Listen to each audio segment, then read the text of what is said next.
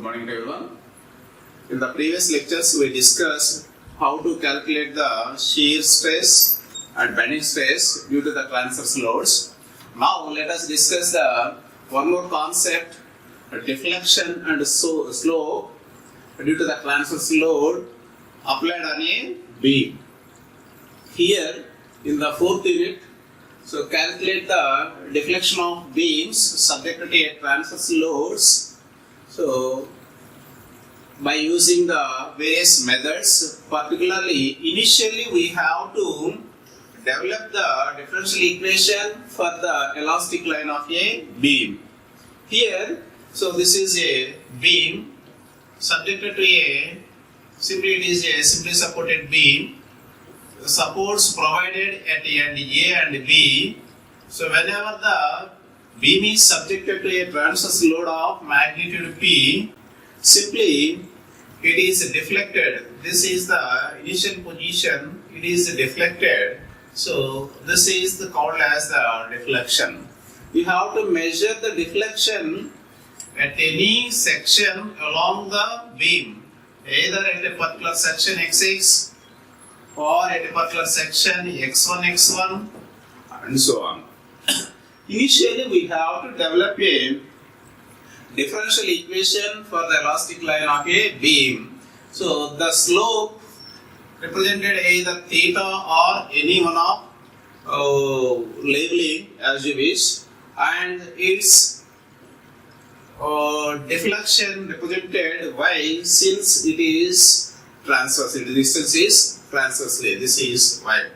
So by using either double integration method, so Macaulay's method, for various types of the beams subjected to a various types of the loads like cantilever, simply supported and overhanging, subjected to a point load, simply uniformly distributed load, uniformly linear weighting load.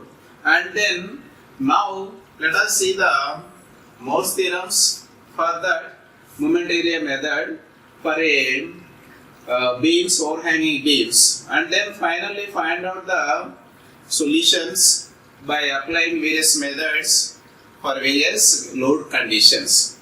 So let us see the one typical example. This is a simply supported beam. As we know that one of its end is pinned or hinged, the other support is roller supports. This is the position of the beam before apply the load. So before deformed means whenever the axis of the beam deflects from its initial position under the action of the applied forces. Whenever this is there, as we know that this is a beam, simply supported beam. The supports are provided at end A and B as usually. A load of magnitude P is applied at a particular point C, say as at midspan. So it is deflected. It is deflected. This is the curve, deflected curve. So that is represented graphically as shown in figure. So what we have to do, we know that whenever the body is subjected to a force, simply that deflects from initial position. This is the initial position.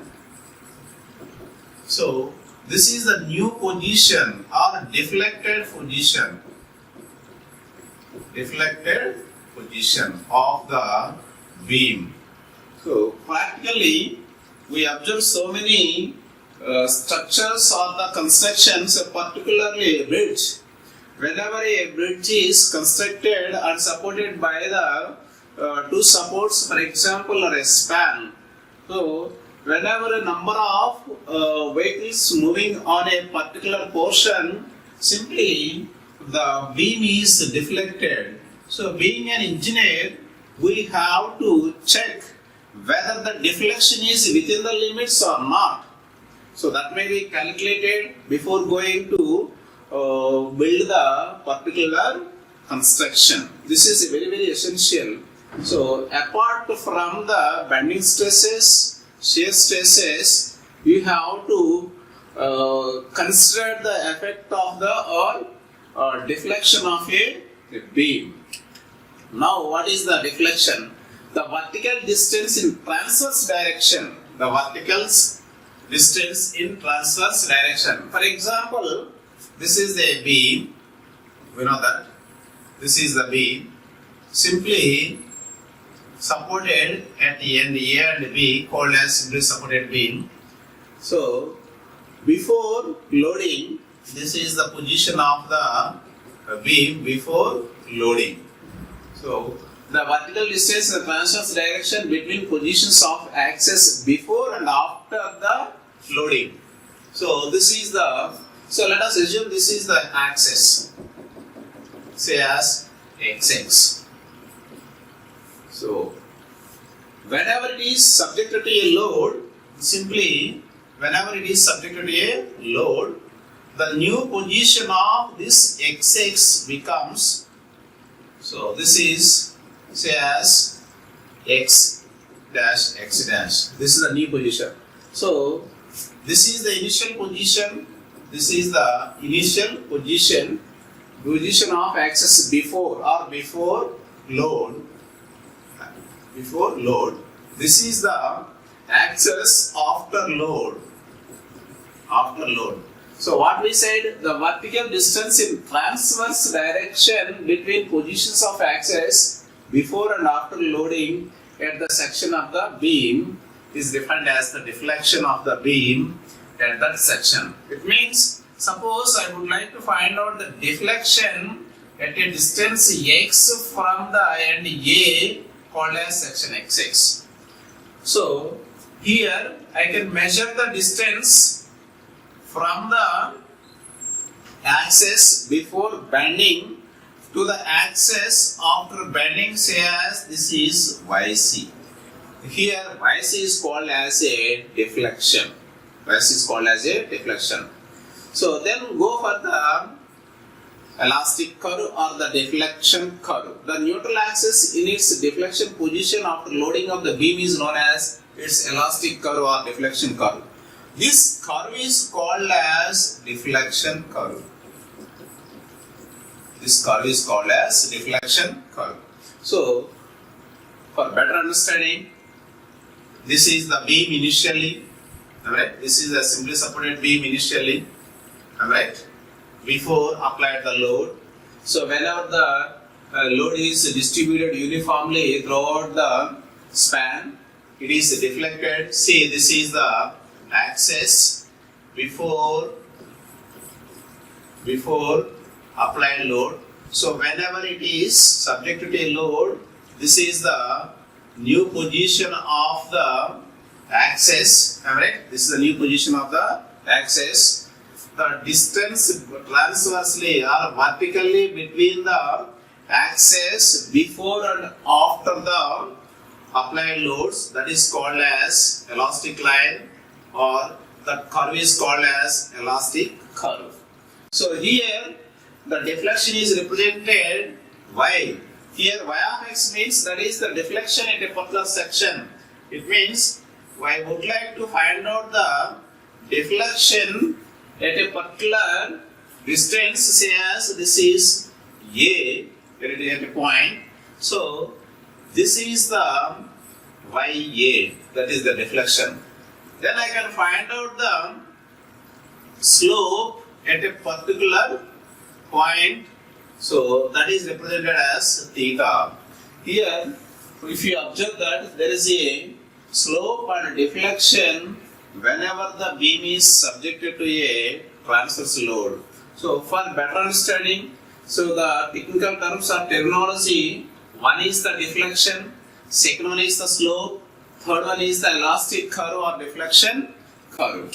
So, coming to the next one is the slope. It is defined as the angle, as we know that. That must be converted into radians. Keep it in mind while solving the problem. Whatever the value for the slope, that must be in radians. So what is that? It is defined as the angle in radians of inclination of the tangent drawn at the section. Just in the previous slide we observed. So this is the slope, right? That is the at a particular point, particular section, I can draw the tangent that is at the section to the axis in its deflected position after loading with respect to the undeformed axis. With respect to the undeformed axis, keep it in mind. So the next coming to the flexural rigidity. What is the flexural rigidity? That is the product of the Young's modulus and moment of inertia.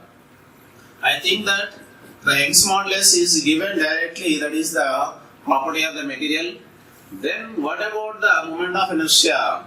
So the moment of inertia of any cross section is calculated about its neutral axis.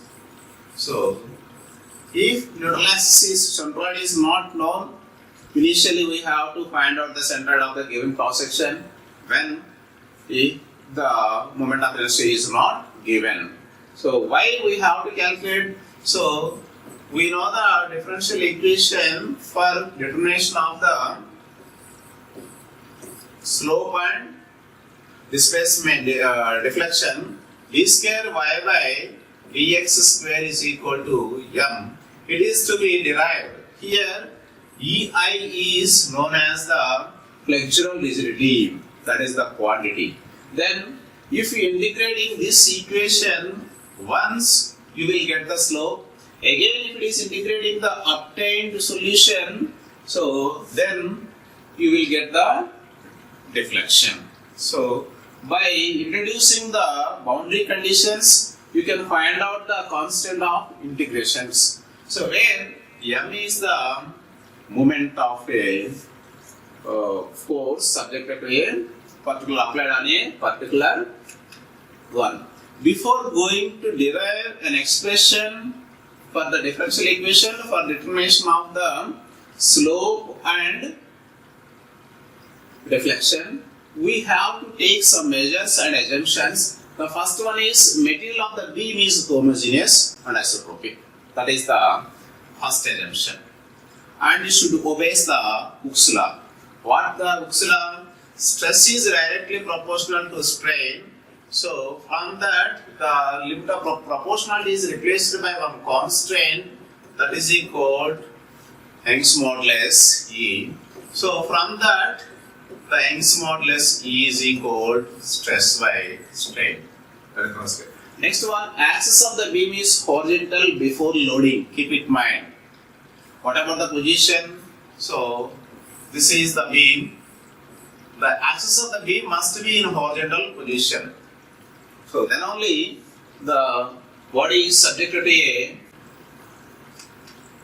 So then simple bending equation, we know that is m by I is equal sigma by y is equal to E by R.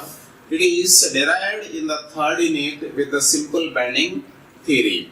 So then the fifth one is the modulus of elasticity is same in compression as well as in tension.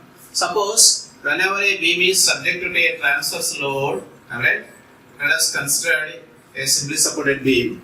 So whenever it is subjected to a load, point load P, if you observe the deflected beam, I think that there is a compression in the top fibers, there is a tension in the lower fibers. It means the modulus of elasticity is same in compression as well as the tension, first case. So whatever it may be, whatever the stress, so the elasticity, modulus of elasticity is same.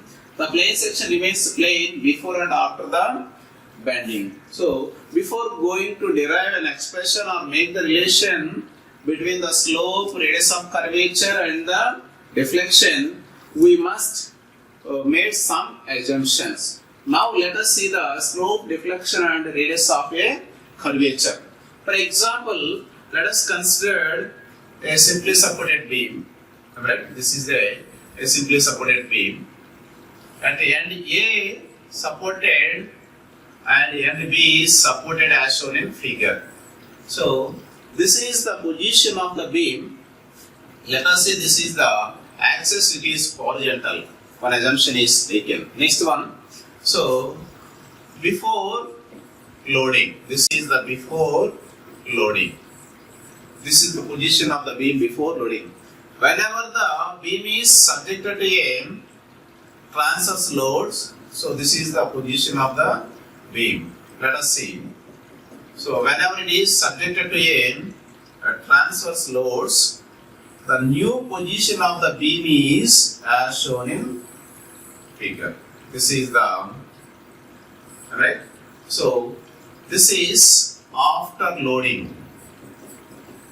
After loading, it means the body is, so very simple. It is a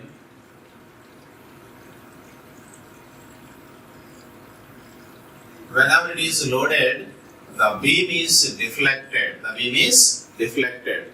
So this is the new position, right? So this is after loading. So what we have to do?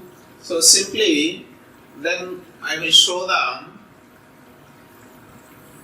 This is the initial position of a simply supported beam. Whenever it is subjected to a transverse load, this is the new position of the beam. Say as this is the deformed position, deflected curve. Deflected curve. Simply deflected curve. So, in which let us consider 2 points P and Q. Just I would like to consider this portion only. So, then if you draw it simply, this is the radius or the subtended angle is, let us assume d theta. The subtended angle is d theta. So, let us consider the portion, this is the curve, right? This is the P, this is the Q, this is the radius R, this is d theta, this becomes d theta. Simply let us assume this is ds. Let us assume this is ds. So, we know that the ds is equal or PQ is equal to R theta. PQ is equal to R theta. Let us simple. So now, what about let us consider this portion only. So one is at P, this is the curve. Second one is at Q. So this is capital R. This is radius of the curve. This is the subtended angle d theta. So let us assume this is ds. This is ds. So am I right? Simply PQ is equal to ds is equal to, what about that? That is equal to R theta. So R theta into d theta, or d theta, or d theta. So ds or PQ is equal to, this can be rewritten as 1 by R is equal to, simply, so ds by R is equal to d theta.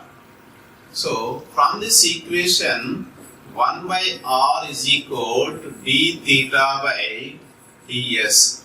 So along horizontal direction, since ds is very small, so along horizontal direction that can be taken as ds is equal to dx. Therefore, 1 by R is equal to, so d theta by dx. See equation number 1. This is the equation number 1. Very simple. Then, so if you draw the projections at any point, either P or Q, so the geometry very simple. This is the geometry. So it is, let us assume dx. This is dy. This is dy. It is theta. So therefore, this is, for example, ds. If you make the tangent at a right angle. So tan theta is equal to tan theta is equal, so dy by dx. Since theta is very small, so tan theta should be rewritten as theta, that is theta is equal dy by dx. Theta is equal to dy by dx. Say equation number 2.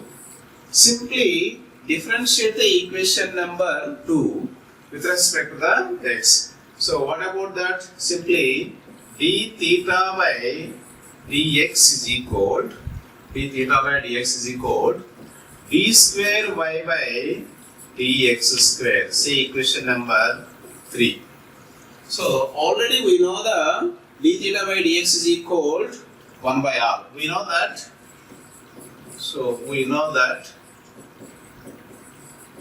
d theta by dx is equal 1 by r. Finally, so 1 by r is equal, so say this equation number 4. From equation number 3 and 4, so d theta by dx is equal 1 by r is equal d square y by dx square. Say equation number 5.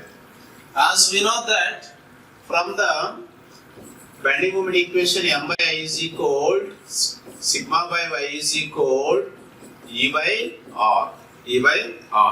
So let us consider from the equation m by I is equal E by R. Again 1 by R is equal, so m by E I. So that is the, again this is equation number 6. Simply equating equation number 5 and 6, that is equal, so d square y by dx square is equal m by ei. So therefore, so ei into d square y by dx square is equal m. So this is equation number 7. This is called as a differential equation. So today we discussed, so what about the syllabus we are going to cover in the unit, then what is the deflection and the slope, and we made the relation between the radius of curvature of and the slope as well as the deflection. How you will get the slope and deflection? Simply if you integrating the equation number 7 once, you will get the slope. If you again integrating it, you will get the deflection. So tomorrow we will see some various methods to determine the slope and deflection. Thank you.